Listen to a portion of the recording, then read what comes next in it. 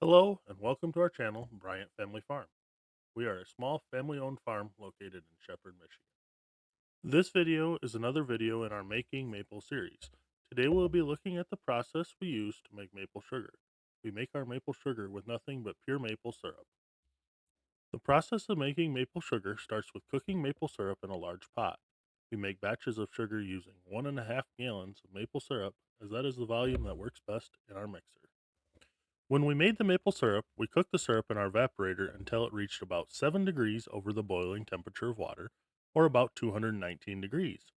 To turn the syrup into maple sugar, we must cook the syrup to about 50 degrees over the boiling point of water, or about 262 degrees. When we boil the syrup to this higher temperature, we are boiling much more of the water out of the syrup, as you can see by the steam rising from the pot.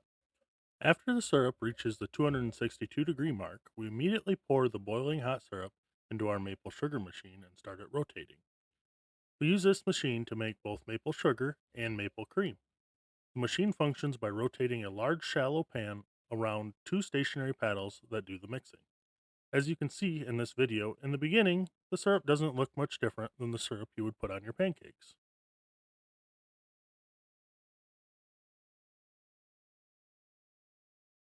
After just a couple minutes, the stirring action begins to form sugar crystals.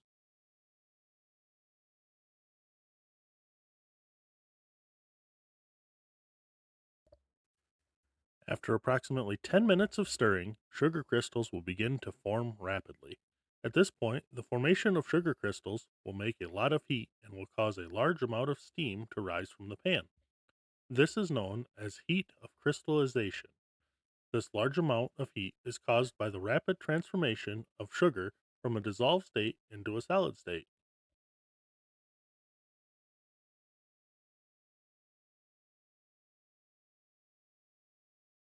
After the crystals have formed, the syrup now looks like sugar. At this point, it has a similar consistency to brown sugar. We continue to stir the sugar for a few more minutes to allow the sugar to dry some. Once the sugar is done stirring, we empty the pan onto a foil pan where we allow it to completely cool. Once the sugar has had a chance to cool off, it is now much drier than brown sugar and a more similar consistency to white sugar. However, it retains its brown maple color. The freshly made maple sugar has many uses. We use this maple sugar as a base for our various seasoning products, including maple cinnamon and sugar, maple barbecue rub, smoky maple rub, maple pepper, and others. We also sell plain maple sugar that can be used in many ways. Some examples of uses of maple sugar include as a substitute for white sugar in baking, as a sweetener in coffee, or sprinkled on ice cream, yogurt, or pancakes.